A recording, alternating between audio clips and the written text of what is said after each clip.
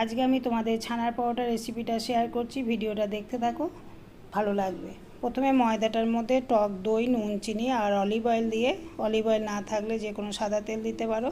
তারপরে অল্প উষ্ণ গরম জলে ময়দাটা মেখে নিতে হবে, তাতে ময়দাটা খুব সফট হবে।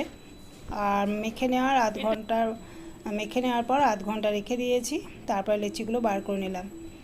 আর এখানে ছানার পুরটা তৈরি করার জন্য এখানে চাট মশলা, ভাজা মশলা, কসুরি মেথি আর কাশ্মীর লাল লঙ্কা গুঁড়ো দিলাম। কাশ্মীর লাল লঙ্কা গুঁড়ো দিলাম রঙটা একটু হওয়ার জন্য। এরপর পুরটা হালকা হাতে মেখে নিলাম, খুব মিহি করা দরকার নেই। তারপরে প্রত্যেকটা লেচির মধ্যে পুরটা একটু বেশি পরিমাণে দিতে হবে, যেহেতু ছানার পরোটা, সেই জন্য বেশি পরিমাণে পুরটা দিয়ে এইভাবে আমি লেচিগুলো তৈরি করে নিলাম। এটা ব্রেকফাস্টের জন্য বা স্কুল কলেজে ছেলে মেয়েদের টিফিনের জন্য বা অফিসে ওটা নিয়ে যাওয়া যায়, খেতে দুর্দান্ত লাগে। আর এই পরোটা সম্পূর্ণ নিরামিষ, কারণ এখানে আমি পেঁয়াজ ব্যবহার করিনি। এবার আমি পরোটাগুলো এপিট ওপিট ভালো করে সেঁকে নেব, সেই জন্য তাওয়া বসিয়ে দিয়েছি। তাওয়াটা গরম হওয়ার পর তারপরে পরোটাটা দিয়ে দিলাম। এপিট ওপিট ভালো করে সেঁকে নিতে হবে। আর একটা পরোটার জন্য 1 থেকে 1.5 চামচ তেল লাগে।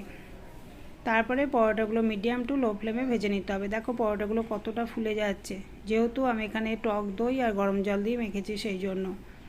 আর খেতে অত্যন্ত সুন্দর হয়, তোমরা বাড়িতে এই পদ্ধতিতে ট্রাই করবে, দেখবে পরোটাগুলো খেতে খুবই ভালো লাগে।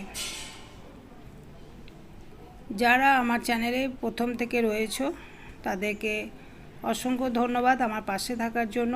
আর যারা নতুন দেখছো আমার ভিডিও, যদি ভিডিও পছন্দ হয় লাইক, শেয়ার, কমেন্ট করে আমার পাশে থেকো, আমার একান্ত অনুরোধ। এইভাবে আমি পরোটাগুলো সমস্ত ভেজে নেব। আর এই পরোটার জন্য পুদিনা চাটনি বা ধনেপাতা চাটনি যথেষ্ট।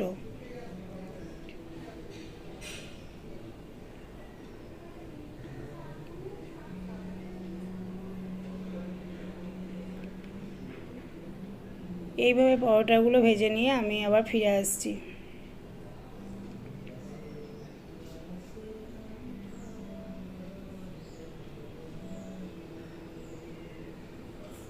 আর এই পরোটাগুলো ডিপ ফ্রাই করার কোনো দরকার নেই, এমনি 1 থেকে 1.5 চামচ তেল দিয়ে ভালো করে এপিট ওপিট মিডিয়াম টু লো ফ্লেমে ভেজে নিলেই হবে।